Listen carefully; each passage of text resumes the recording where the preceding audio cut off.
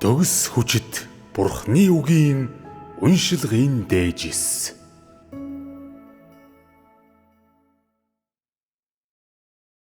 Цор ганц Бурхан өөрөө. 9. Бурхан бол бүх зүйлийн амийн их сурвалж. 3.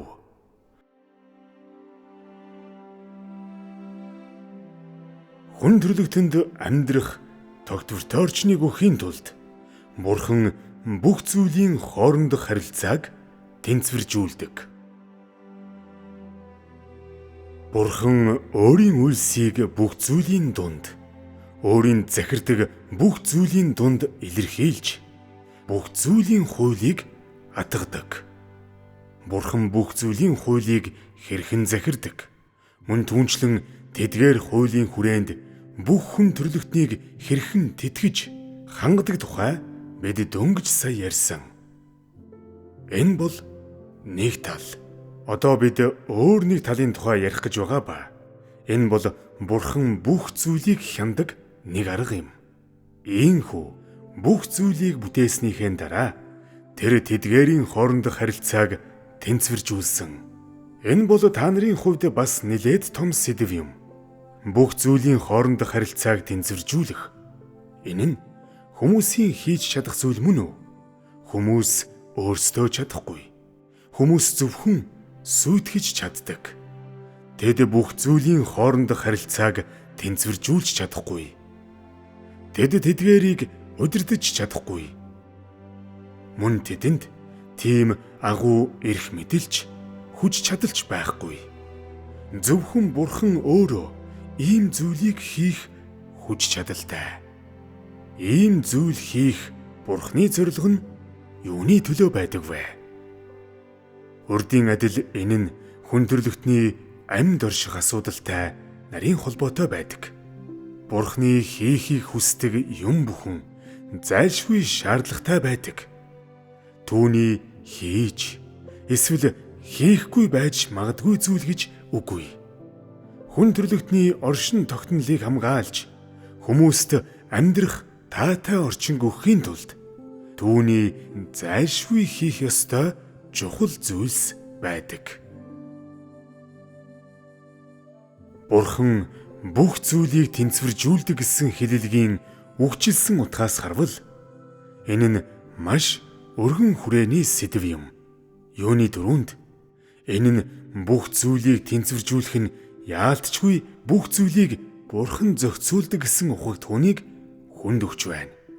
Тэнцвэр гэдэг үг нь ямар утгатай вэ? Эхлээд тэнцвэр гэдэг нь альва зүйлийг тэнцвэргүй болгохгүй байхыг хэлдэг. Альвааг жинлэхтэй, жин хэрэгэлдэхтэй адилхан. Жинг тэнцвүүлэхийн тулд хоёр талдах жин ижил байх ёстой. Бурхан бүх зүйлийн дотор олон зүйлийг бүтээсэн. Тэр хөдөлгөөнгүй зүйлс, хөдөлдөг зүйлс, амьдардаг зүйлс, амьсгалдаг зүйлс хийгээд амьсгалдаггүй зүйлсийг хүртэл бүтээсэн. Энэ бүх зүйл хоорондоо харилцсан хамаарал, харилцсан дэмжлэг ба хязгаарлалт, харилцсан шүтэлцээтэй байх нь амархан уу? Энэ бүгдийн дотор зарчим байгаа нь дамжиггүй. Энэ нь маш төвөгтэй. Үгүй гэж юу? Энэ нь Бурханд хэцүү биш боловч хүмүүсийн хувьд судалж шинжилэхэд маш хэцүү. Тэнцвэр гэдэг маш энгийн үг. Гэвч хэрвээ хүмүүс үүнийг судлах аваас, хэрвээ хүмүүс тэнцвэр бий болгох шаардлагатай болбол биологчид, одон орон судлаачид, физикчид, химчид, түүхчид гээд тэр бүх эрдэмтэд үүн дээр ажилласан ч гэсэн энэ судалгааны эцсийн үр дүн нь юу байх вэ? Үүнээс ямар ч үр дүн гарахгүй. Учир нь Бурхан бүх зүйлийг хэтэрхий гайхамшигтай бүтээсэн бөгөөд хүн төрлөختөн хизээж үүний нууцыг тайлж чадахгүй. Бурхан бүх зүйлийг бүтээхдээ тэдний хоорондох зарчмыг тогтоож, харилцсан хязгаарлах, нэг нэгнийгээ нөхөх, харилцсан тэтгэх байдлаар амьд орших янз бүрийн аргыг тогтоосон. Төрөл бүрийн эдгээр арга барил маш ээдрээтэй. Тэдгээр нь энгийн эсвэл нэг чиглэлийн бус юм. Хүмүүс бүх зүйлийг хянаж байгаа Бурхны хяналтын ард орших зарчмыг судалж бодлохын тулд өөрсдийн оюун санаа, олж авсан мэдлэг, ажигласан үзэгдлийг ашиглах юм бол эдгээр зүйлийг олж илрүүлэх туйлын хэцүү бөгөөд ямар нэгэн үр дүнд хүрэхэд ч маш хэцүү. Хүмүүсийн хувьд үр дүнд хүрнэ гэдэг үнэхээр хэцүү. Бурхны бүтээсэн бүх зүйлийг захирахын тулд хүний тарих толгой, мэдлэгт найдаж, тэнцвэрийг хадгална гэдэг маш хэцүү. Яагад гэвэл хэрвээ хүмүүс бүх зүйлийн амьдрах зарчмыг мэддэггүй бол ийм тэнцвэрийг хэрхэн хамгаалах тухай мэдэхгүй. Тиймээс хэрвээ хүмүүс бүх зүйлийг удирдах, захирах юм бол энэ тэнцвэрийг эвдэх маш өндөр магадлалтай. Энэ эвдэрхэл юм бол тэр даруй тэдний амьдрах орчин эвдрэх ба үүнийг дагаад тэдний амьдрах эсэх түгшүүртэй болно. Энэ нь гай гамшигыг авчирна. Хүн төрлөختөн гамшиг дунд амьдарч эхэлбэл тэдэнд юу тулгарх вэ? Тааж таамаглахад хэцүү үр дүн гарна. Тэгвэл бүх зүйлийн хоорондох харилцааг Бурхан хэрхэн тэнцвэржүүлдэг вэ? Юуны дөрөнд дэлхий дээр жилийн турш мөс засаар хужигдсан газрууд байдаг байхад зарим газарт 4 удирлын турш хавар шиг байж хизээж өвөл болдоггүй бөгөөд иймэрхүү газруудад чи хэсэг мөс эсвэл цасан ширхгийг хизээж олж харахгүй. Энд бид томоохон уур амьсгалын талаар ярьж байгаа бөгөөд энэхүү жишээ нь бүх зүйлийн хоорондох харилцааг тэнцвэржүүлдэг Бурхны арга замуудын нэг юм. Хоёр дахь арга зам нь энэ. Саглаг өв сургамлаар дүүрэн янз бүрийн ургамал ногоо газрыг нь бүргсэн уулын бүслүүр мөн дундуур нь алхаж байхдаа дээр буй нарыг ч олж харж чадхааргүй маш шигүү хадлангийн бүсээр дүүрэн ойшуугүй. Харин өөр уулыг харахад ганц ч хадуур өвс ургаагүй, давхар хоосон тал, зэлүүд уулс байдаг. Гаднаас нь харвал аль нь үндсэндээ асар их овоорсон шорооноос тогтсон уулс. Харин нэг нь шигүү ой модоор бүрхэгдсэн байхад нөгөөх нь модгүй, ганц хадуур өвсч байхгүй. Энэ бол Бурхны бүх зүйлийн хоорондох харилцааг тэнцвэржүүлдэг хоёр дахь арга зам юм. Гурав дахь төрөл нь гэвэл чи хязгааргүй уудам бэлчээр өвс ногоо халиурсан тал газрыг харж байсан байх. Эсвэл нүдний харааж хүрхээргүй цүл газрыг харж байсан байх. Ямар ч амьд зүйл харагдахгүй, усны их ундрах бүрч байхгүй бөгөөд зөвхөн элс даган үлээх салхил байдаг. Дөрөв дэх төрөл нь их хэмжээний уснаас тогтох далай тэнгисээр хужигдсан газар байхад өөр газраас булхийн ус чолоход хэцүү байдаг. Тав дахь төрөл нь шиврээ бороо байн гордог, үүлэрхэг, чийгтэй газар нутаг байхад халуу төөнсөн нартай өдрүүд ихтэй тусалж бороо ордоггүй газар нутаг байдаг. 6 дахь төрөл нь агаар давчуу, хүн амьсгалахад хүндрэлтэй, өндөрлөг газар байдаг бол нөгөө талаас төрөл бүрийн нүүдлийн шуудын амьдрах газар болдог намдор, намаг шавартай газар байдаг. Эдгээр нь өөр төрлийн уур амьсгал, өөр газар зүйн орчинд тохирох уур амьсгал, эсвэл орчин юм. Өөрөөр хэлбэл Бурхан хүмүүсийн амьдрах орчны агаар, температур, чийгшлийг тэнцвэртэй байлгахын тулд томоохон орчин уур амьсгалаас эхлээд газар зүйн орчин хүртэл төрөл бүрийн хөрсний бүтцээс эхлээд усны ундрагын хэмжээ хүртэл хүн төрлөختний амьдрах үндсэн орчинг тэнцвэртэй байлгадаг. Газар зүйн өөр орчинд ийм эсрэг тэсрэг шинжүүд байснаар хүмүүс тогтвортой агаартай байх бөгөөд өөр улиралд температур ба чийгшил нь тогтвортой байна. Энэ нь амьдрах ийм орчиндөө үргэлжлүүлэн тасралтгүй амьдрах боломжийг хүмүүст өгдөг. Юун түрүүнд том орчин тэнцвэртэй байх ёстой. Бурхны хүсдэг, хүн төрлөختөнд шаарддаг тэнцвэрийг бий болгохын тулд харилцан хязгаарлалтын төлөө өөр газар зүүн байрлал ба тогтцыг ашиглаж мөн өөр уур амьсгалын өөрчлөлтөөр үүнийг хийх боломжтой. Үүнийг томоохон орчны өнцгөөс ярьж байна. Наривчлан ярвал ургамлын хувьд тэрхүү тэнцвэрийг хэрхэн бий болгодог вэ? Өөрөөр хэлбэл амьдрах тэнцвэртэй орчин дотор үргэлжлүүлэн орших боломжийг ургамалд яаж олгох вэ? Төрөл бүрийн ургамлын амьдрах хугацаа, өсөлтийн хурд, нөхөн үржихийн давтамжийг удирдсанаар тэдний амьдрах орчныг хамгаалдаг. Бяцхан өвсийг жишээ болгон авч үзье. Хавар нахиалж, зун цэцэглэж, намар үр жимсээ өгдөг. Үр жимс нь газар ундаг. Дараа жил нь жимсний үрээс нахиа гарч, түрүүний хуулийн дагуу үргэлжилдэг. Өвсний амьдрах хугацаа маш богино. Үр бүхэн газарт унаж, үндэс нахиа нь ургаж, цэцэглэж, үр жимсээ өгдөг. Энэ үйл явц зөвхөн хавар, зун, намар тохиолддог. Төрөл бүрийн модч бас өөрийн гэсэн амьдрах хугацаатай. Мөн нахиалж, үр жимсээ өгөх өөрийн үетэй. Зарим мод ердөө 30-аас 50 жилийн дараа үхэх бөгөөд тэдний хувьд 30-аас 50 жилийн амьдрах хугацаатай. Гэхдээ тэдний үр жимс газарт унаж, түүнээс үндэс ургаж, нахиалаад, цэцэглэж, үр жимс нь гарч дахин 30-аас 50 жил амьдардаг. Энэ бол үүний давтамж юм. Хөгшин мод үхэж, залуу мод ургадаг. Ийм учраас ой шугуйд байнга л модод ургаж байгааг чи хардаг. Гэхдээ тэд бас өөрийн гэсэн хэвийн мөчлөг, төрөх ба үхэх үйл явцтай. Зарим мод 1000 гаруй жил амьдарч чаддаг бол зарим нь бүр 3000 жил амьдардаг. Ямар төрлийн ургамал байх, эсвэл амьдрах хугацаа нь хэр их байх нь хамаагүй.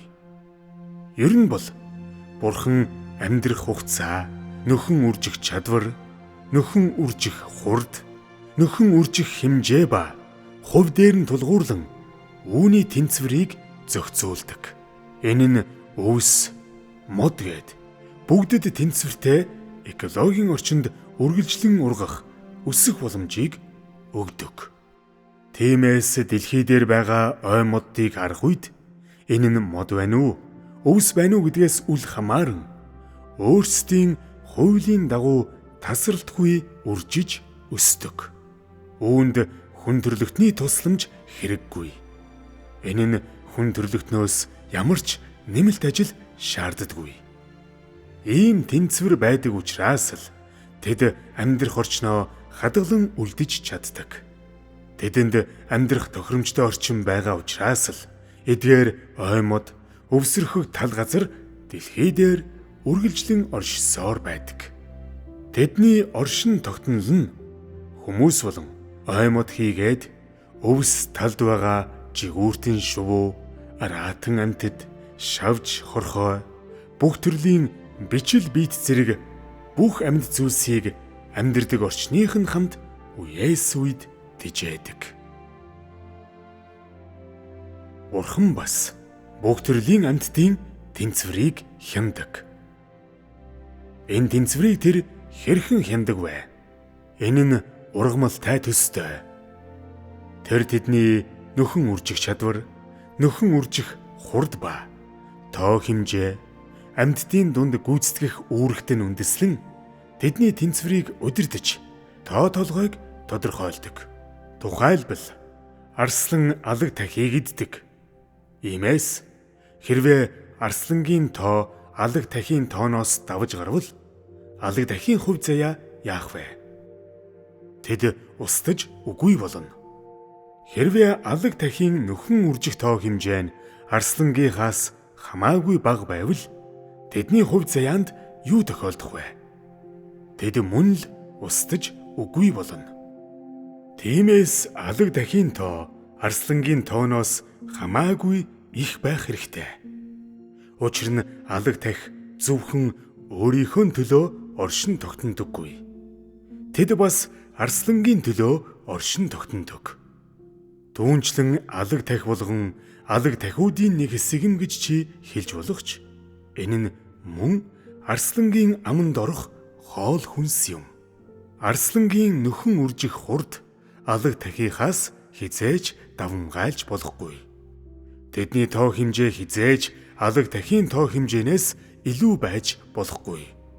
Зөвхөн ийм замаар л арслангийн хоол хүнсний их усүр баталгаатай байна. Иймээс хэдийгээр арслан алаг тахийн төрөлхийн дайсан боловч тэд нэг газарт амар тайвнаар амарч байхыг хүмүүс олонтой хардаг. Арслан алаг тахийг агнаж иддэг учраас алаг тахийн тоо хизээч багасах юм уу? Устж үгүй болохгүй ба хаан гисэн зиндаанаас шалтгаалan арслангийн тоо хизээж өсөхгүй. Энэ бол Бурхны аль эртнээс тогтоосон тэнцвэр юм. Өөрөөр хэлбэл Бурхан бүх амьтны дунд тэнцвэрийн хуулийг тогтоосон бөгөөд ингэснээр тэд тэнцвэрээ хадгалж чаддаг. Энэ бол хүмүүсийн үргэлж хардаг зүйл юм. Зөвхөн арслан л алаг тахийн төрөлхийн дайсан уу? Үгүй. Матарч бас алаг тахийг иддэг. Алаг тах үнэхээр биеэ хамгаалах чадваргүй амьтан мэт харагддаг.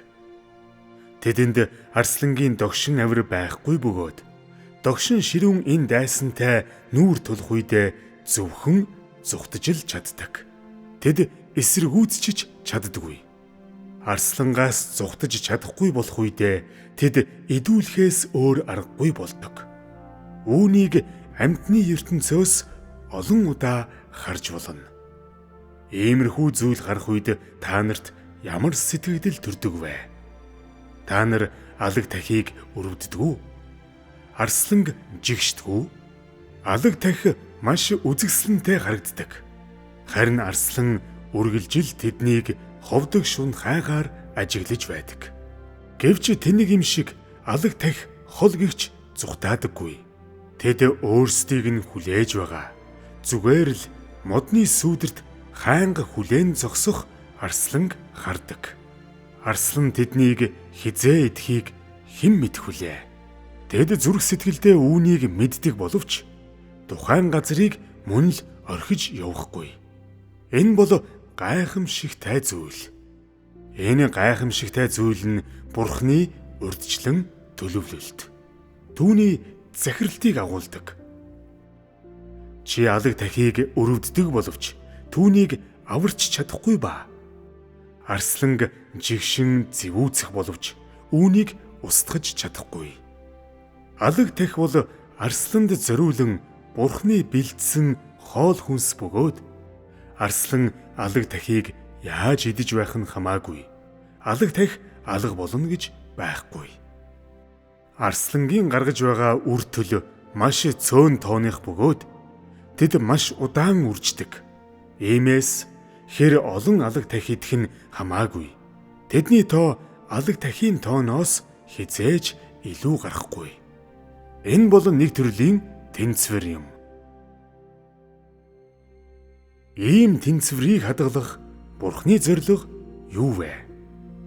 Энэ нь хүмүүсийн амьдрах орчин болон хүн төрлөختний амьд оршихтой холбоотой. Хэрвээ алаг тах эсвэл бугад зэрэг бусад ижил төстэй арслангийн идэж хидэрхий удаан үржиж арслангийн тоо хурдцтайгаар өсдөг бол хүн төрлөختөнд ямар аюул учрах вэ?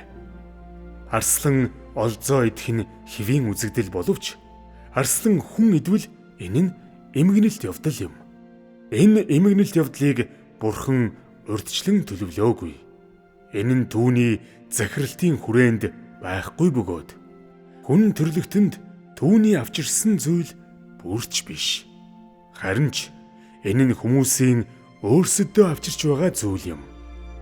Тиймээс Бурхны харж байгаачлан бүх зүйлийн хооронд тэнцвэр байх нь хүн төрлөختөн амьд оршиход амин чухал билээ. Ургамалж бай, амь тэнч бай. Зохистой тэнцвэрээ алдаж болохгүй.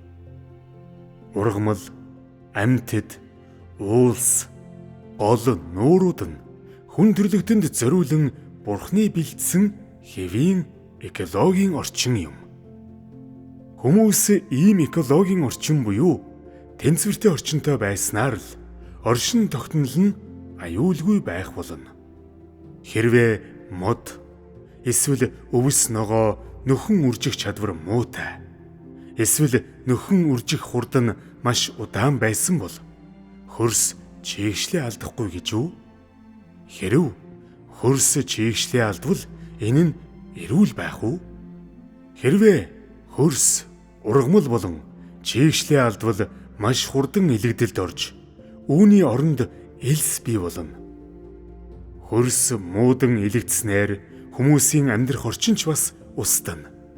Энэ сүрлийг даган гамшиг ирэх болно. Ийм экологийн тэнцвэр байхгүйгээр, ийм экологийн орчин байхгүйгээр бүх зүйлийн хооронд тэнцвэргүй байдал бий болсноор хүмүүс байнгын гамшигаас болж зовох болно.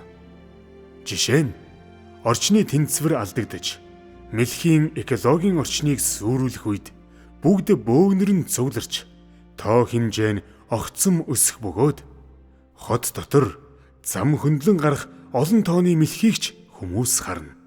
Хэрвээ олон тооны мэлхий хүмүүсийн амьдрах орчныг эзэгнэх аваас үүнийг юу гэж нэрлэх вэ? Гамшиг гин. Яагаад үүнийг гамшиг гэж нэрлэж байна вэ? Хүн төрлөختөнд ашиг тустай энэ жижигхэн амьтад өөрсдөд нь тохирсон газартаа байх аваас хүмүүст хэрэгтэй. Тэд хүмүүсийн амьдрах орчны тэнцвэрийг хадгалдаг. Тэд гамшиг болмогцоо хүмүүсийн амьдралын эмгцэгцтэй байдалд нөлөөлөх болно.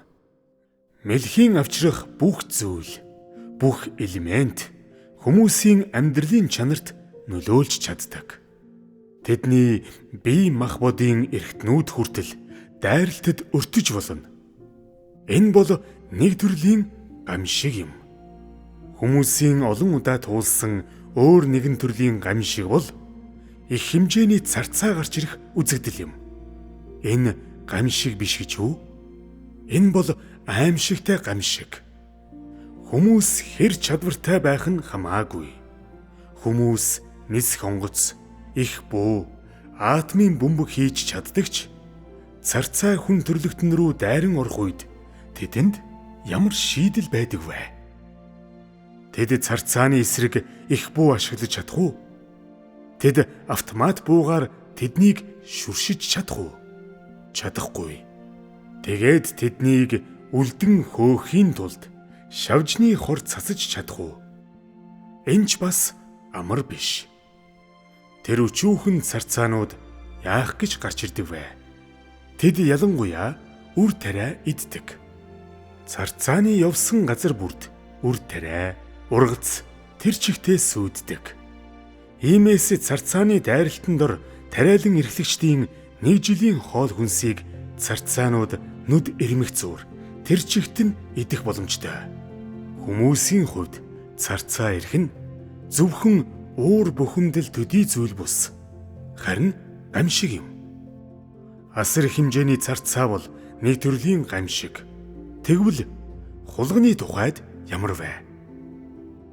Хэрвээ хулганыг идэх ямар ч магчин шувуу байдаггүй бол тэд маш хурдан төсөөлж чадхаас ч илүү хурдан үржих болно. Тэгээд хэрвээ хулган саадгүй тархдаг бол хүмүүс сайхан амьдарч чадах уу? Тэгвэл хүмүүс юутай тулгарх вэ? Тахалтай. Зөвхөн тахал уу? Хулган юугч мэрнэ. Бүр модыг ч гэсэн мэрх болно. Нэг айлд хоёр хулган байхад л тэр гэр бүлийн хүн бүхэн уурлаж бухимдана. Заримдаа тэд тос хулгайлж иддэг, заримдаа үр тариа иддэг. Тэд иддэггүй зүйлээ мэрээд бүхэлд нь хог новш болгож орхидог. Хувцас гутал, тавилга гээд бүгдийг мэрдэг. Заримдаа аяга тавгны тавиур руу авирна. Дээгүүр нь хулган гүйсний дараа тэр аяга тавгийг ашиглаж болох уу? Чи тэдгээрийг халдвар гүйжүүлсэн ч санаа амар байж чадахгүй. Тэгээд л тэдгээрийг хаях болно. Энэ бол хулганы хүмүүс тавчирдаг хүндрэл бэрхшээл. Тэд ердөө өчүүхэн жижиг хулган натал. Хүмүүст тэдэнтэй харьцах арга байдаггүй. Хүмүүсийг тэд бүр дээрлэгдэг. Сүрэг хулганы талаар бол бүр ярих хэрэггүй. Эвдэлж сүйтгэхэд ердөө хоёр хулган байхад л хангалттай. Хэрвээ тэд гамшигын хэмжээнд хүрвэл үр дагаврыг нь төсөөлхийн аргагүй. Мөн өчүүхэн жижиг шоргоолснууд гамшиг болбол хүн төрлөختөнд учруулах хохирлыг нь хайхрахгүй орхихийн аргагүй. Шоргоолж байшин барилгад маш их хохирол учруулад тэдгээр нь нуран унаж болно. Тэдний хүчийг хайхралгүй орхих ёсгүй. Хэрвээ төрөл бүрийн шувууд гамшиг үүсгвэл мөн л аимшигтай зүйл болохгүй гэж үү? Тэгнэ. Өөрөөр хэлэх юм бол ямар төрлийн амьтан эсвэл амьд зүйлс байх нь хамаагүй. Тэнцвэрээ алдаж эхэлсэн даруйда хэвийн бус эмх замбраагүй цар хүрээнд өсөж, үржиж амьдрах болно.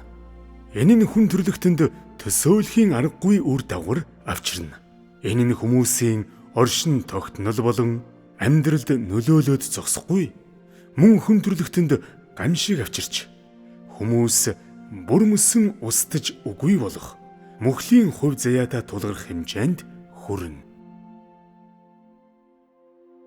Бурхан бүх зүйлийг бүтээх үедээ тэднийг тэнцвэртэй байлгаж, уус ба гол нууруудын орших нөхцөлийг тэнцвэртэй байлгаж, ургамал болон бүх төрлийн амьтад, шувууд, шавж хорхоон амьдрах нөхцөлийг тэнцвэртэй байлгахын тулд бүх төрлийн арга замыг ашигласан. Түүний зорилго бол бүх төрлийн амьд зүйлсийг өөрийн тогтоосон хуулийн хүрээнд амьдруулж, үржүүлэх явдал юм. Бүтээгдсэн нэгч зүйл эдгээр хуулийн хүрээнээс даван гарч чадахгүй. Хуулийг зөрчиж чадахгүй. Зөвхөн ийм үндсэн орчинд л хүмүүс үеэс үед аюулгүй амьд оршиж, үржиж чадна. Хэрвээ ямар нэг амьд амьтан Бурхны тогтоосон тоо хэмжээ эсвэл цар хүрээнээс давж гарвал, хэрвээ түүний захиралт дор байх өсөлтийн хурд, давтамж, тоо хэмжээ нь хэрээс хэтэрвэл хүн төрлөختний амьдрах орчинд янз бүрийн төвшний сүрэл учрах болно. Үүний зэрэгцээ хүн төрлөختний оршин тогтнол занал хийлэлд өртөнө. Хэрвээ нэг төрлийн амьтан хэд их тоотой байвал хүмүүсийн хоол хүнсийг булаан авч усны ундрагыг нь сүйтгэж төрлөх нутгийг нь үгүй хийх болно. Ийм байдлаар хүн төрлөختний нөхөн үржих, амьд орших байдалд шууд нөлөөлнө. Жишээ нь бүх зүйлд ус маш чухал. Хэрвээ хэтэрхий олон тооны хулган, шоргоолж, царцаа, мэлхий юм уу өөр бусад төрлийн амьтад байвал тэд илүү их ус уух болно. Тэдний уух усны хэмжээ өсөхийн хэрээр ундны усны их үүсвэр болон усрагах газрын тогтсон цар хүрээнд байх хүмүүсийн уух ус, усны их үүсвэр багасж тэд усаар дутагдана. Бүх төрлийн амьтдын тоо хэмжээ ихэлснээс шалтгаалan хүмүүсийн уух ус тасарч, бохирдож, устгагдвал амьдрах тийм хатуу ширүүн орчинд хүн төрлөختний амьд орших хэсэг нь ноцтой, аюул заналтай тулгарх болно. Хэрвээ зохимжит тооноосоо хэтэрсэн нэг юм уу хэд хэдэн төрлийн амьд амьтан байгаа бол хүн төрлөختний амьдрах орон зайдах агаар, температур, чийгшил, тэрч бүхэл агаарын найрлах хүртэл хордож янз бүрийн төвшөнд сүйдэх болно. Үүний адилаар эдгээр нөхцөл байдалд хүмүүсийн оршин тогтнол хийгээд хувь заяа нь тухайн орчны аюул занал хийлэлд өртсөөр байх болно. тэгэхээр хүмүүс хэрвээ эдгээр тэнцвэрийг алдвал амьсгалж байгаа агаар нь сүйдэж, ууж байгаа ус нь бохирдож, шаардлагатай температур нь ч бас янз бүрийн төвшөнд өөрчлөгдөж, нөлөөлөлд өртөх болно. Хэрвээ ийм зүйл тохиолдвол хүн төрлөختөнд угаасаа харьяалагддаг, амьдрах уугуул орчин нь асар их нөлөөлөл, төвөгтэй асуудалтай тулах болно. Хүмүүсийн амьдрах үндсэн орчин сүйтгэгдсэн ийм нөхцөл байдалд хүн төрлөختний хувь заяа, ирээдүй ямар болох вэ? Энэ бол маш ноцтой асуудал. Бүтээгдсэн зүйлс хүн төрлөختний төлөө ямар шалтгаанаар оршин байдгийг, өөрийнх нь бүтээсэн төрөл зүйл бүрийн үүрэг юу болохыг, хүмүүст ямар нөлөө үзүүлдгийг, хүн төрлөختөнд ямар хэмжээний ашиг тус авчирдгийг Бурхан мэддэг учраас мөн энэ бүгдэд зориулсан төлөвлөгөө Бурханы зүрх сэтгэлд байдаг бөгөөд тэр бүтээсэн бүх зүйлийнхээ тал бүрийг удирддаг учраас түүний хийдэг юм бүхэн хүн төрлөختөнд маш чухал, шаардлагатай байдаг. Тиймээс чи бүх зүйлийн дундаас зарим нэг экологийн үзэгдэл харахтаа, эсвэл бүх зүйлийн дундаас зарим нэг байгалийн хуулийг харахтаа Бурханы бүтээсэн юм бүхэн байх шаардлагатай гэдэгт дахин эргэлзэхээ болно. Чи бүх зүйлийг зохицуулж байгаа Бурханы зохицуулалт, хүн төрлөختнийг хангаж байгаа янз бүрийн арга замын талаар дур зоргоороо шүүмжилж, уваагүй үг ашиглахаа болно. Чи мөн бүтээсэн бүх зүйлдээ зориулсан Бурханы хуулийн талаар дур зоргоороо дүгнэлт гаргахаа болно. Тийм биш гэж үү? Бидний дөнгөж сая ярилцсан энэ бүх зүйл юуны тухай вэ? Энэ талаар бодоод үз. Бурханы хийдэг юм бүхэнд өөрийн гэсэн санаа, зорилго бий. Хэдийгээр хүмүүс тухайн санаа зорилгыг харж чаддаггүй ч энэ нь хүн төрлөختний амьд оршихтой үргэлж тун их холбоотой байдаг. Энэ нь үүнтэй салшгүй холбоотой. Энэ бол зайлшгүй шаардлагатай зүйл. Учир нь Бурхан хизээч хий дэмий зүйл хийж байгаагүй. Түүний хийдэг юм бүхэн, түүний төлөвлөгөө бүр өөрсдийн онол болон зарчмын хүрээнд байх бөгөөд энэ нь түүний мэргэн ухааныг агуулдаг. Тухайн төлөвлөгөөний ардах зорилго, цаад санаа нь хүн төрлөختнийг хамгаалах, гамшиг болон альва амьд зүйлийн дайралтаас сэргийлэхэд хүн төрлөختөнд туслах. Бүх зүйлийн альва аюулаас хүмүүсийг хамгаалах явдал байдаг. Тиймээс бидний хилэлцэж байгаа энэ сэдвийн хүрээнд харсан Бурханы үйлсээс Бурхан хүн төрлөختнийг өөр замаар хангадаг гэж хэлж болох уу? Бурхан хүн төрлөختнийг ийм маягаар тижээж хариулж байгаа гэж хэлж болох уу? Болно. Энэ сэдв болон Бурхан бол бүх зүйлийн амийн их сурвалж гэсэн бидний нөхөрлөлийн гарчхийн хооронд бат холбоо оршиж байна уу? Тийм ээ. Хүчтэй холбоо байгаа бөгөөд энэ сэдв бол нэг тал нь юм. Эдгээр сэдвийг ярихаас өмнө хүмүүс Бурхан өөрөө болон түүний үйл хэргийн талаар ердөө зарим бүдэг бадаг төсөөлөлтөө байсан. Тэдэнд жинхэнэ ойлголт байгаагүй. Харин түүний үйл хэрэг, түүний хийсэн зүйлсийн тухай хүмүүст хэлэхэд тэд Бурханы хийдэг зүйлийн зарчмуудыг ойлгож, ухаарч, тэдгээрийн талаар ойлголттой болж, тэдгээрт дөхөж очдог. Тэгдэггүй гэж үү?